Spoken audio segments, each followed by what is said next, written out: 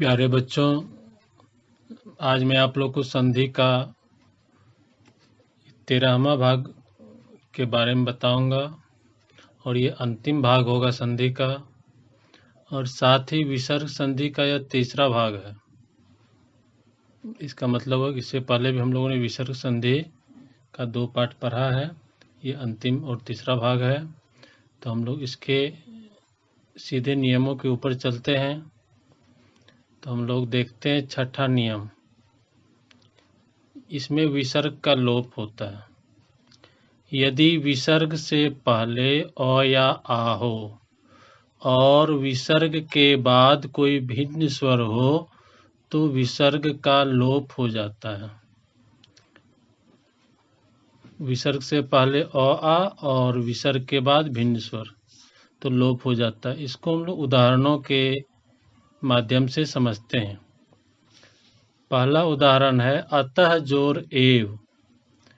इसको दोनों को जोड़ने पर अतएव होता है। आप लोग ध्यान से देखिए, इसमें सिर्फ विसर्ग का ही लोप हुआ है, मतलब विसर्ग को हटा दिया गया है।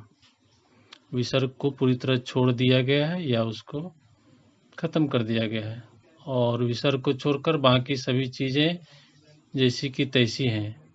तो अतः जोर एव हो जाता है अतएव। और दूसरा उदाहरण देखिए बच्चों, रजह जोड़ कण, रजकण। इसमें भी विसर्ग है जौ में, तो सिर्फ जौ का विसर्ग ही हमने हटाया है और कुछ नहीं किया है। कितना आसान है बच्चों। रजह जोड़ कण हो जाता है रजकण। और अब हम लोग देखते हैं 7वां नियम को। 7वें नियम के अनुसार यदि विसर्ग के आगे र हलंत हो तो विसर्ग लुप्त हो जाता है और उस विसर्ग का पूर्व स्वर दीर्घ हो जाता है। ये बहुत ही महत्वपूर्ण नियम है। तो हम लोग इसी नियम को अब जो है आगे समझेंगे उदाहरणों के द्वारा।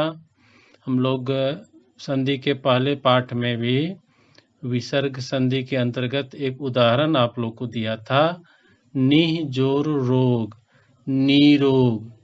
तो उसमें मैंने बताया था कि आप लोग को बाद में बताऊंगा। तो अभी देखिए नियम के अनुसार मैं आप लोग को बताने जा रहा हूँ। यहाँ देखिए नियम के अनुसार विसर्ग के आगे र है तो क्या होगा, विसर्ग लुप्त हो जाएगा। और दूसरा काम क्या होगा कि विसर्ग से पहले जो मात्रा है ह्रस्व इकार का, ये दीर्घ इकार हो जाएगा। तो इसमें कितना चीज होता है, 2 चीज। विसर्ग लुप्त होता है और विसर्ग से पूर्व का जो स्वर वर्ण होता है वह दीर्घ हो जाता है। इसीलिए निह जो रोग नीरोग होता है। 9 में दीर्घिकार र ओकार गुण नीरोग। तो ये बहुत महत्वपूर्ण नियम है। बहुत सारे बच्चे इसमें गलती करते हैं, निह जो रोग में निरोग लिख देते हैं जो ह्रस्व इकार से शुरू होता है और हो जाता है गलत।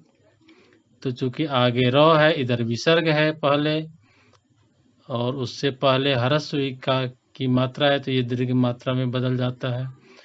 तो नी हर्षिकार वाला 9 में दीर्घिकार में बदल जाएगा और निह जो रोग हो जाएगा नीरोग। दूसरा उदाहरण देखते हैं, निह जो रस, नीरस। निह में विसर्ग जो है वो समाप्त कर दिया गया है और नी में जो ह्रस्व इकार है उसको हमने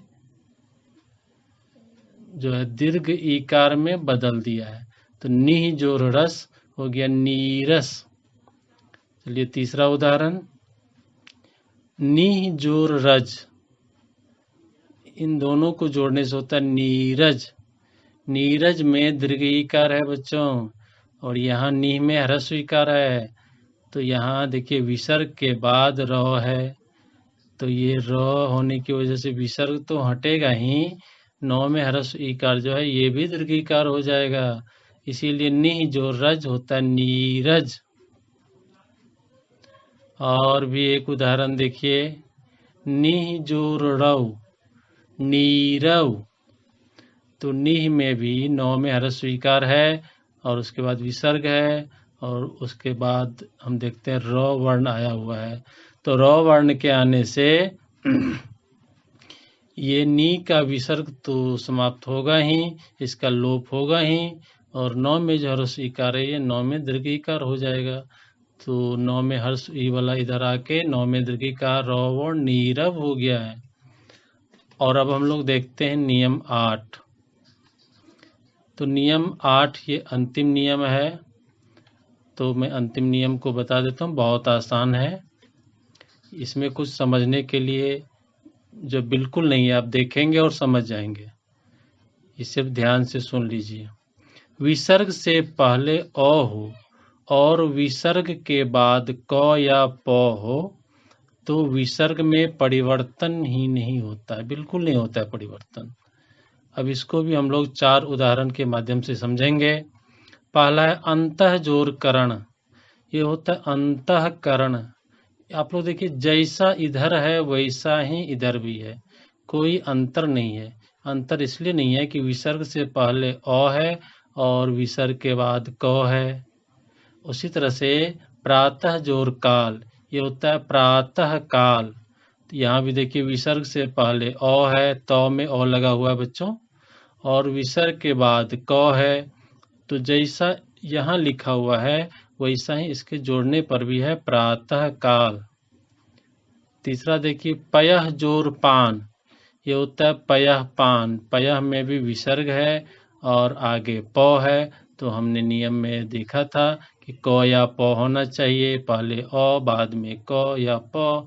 तो पयः पान में भी वही स्थिति है, इसीलिए इसको ज्यों का त्यों लिख दिया गया है पयः पान। और अंतिम उदाहरण बच्चों देखिए, अधः जोर पतन। ये हो गया अधः पतन। अधः में भी विसर्ग है, विसर्ग से ठीक पहले अ का स्वर है। ये स्वर वर्ण एक है, अ जो यहाँ दिखता नहीं लेकिन होता है, और जो विसर्ग के बाद है प। तो इस नियम नंबर 8 के अनुसार इसमें किसी प्रकार का परिवर्तन या विकार नहीं होगा, इसीलिए यह ज्यों का त्यों लिखाएगा और हो जाएगा अधः पतन। तो इस तरह से आज बच्चों हमने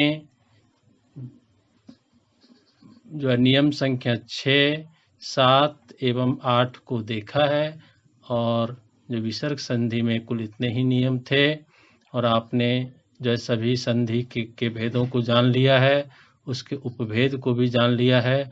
और आज जो है 13 भागों में ये पूरी की पूरी संधि पाठ है। आपको जहाँ दिक्कत हो आप इसे दोबारा देख भी सकते हैं या पूछ भी सकते हैं।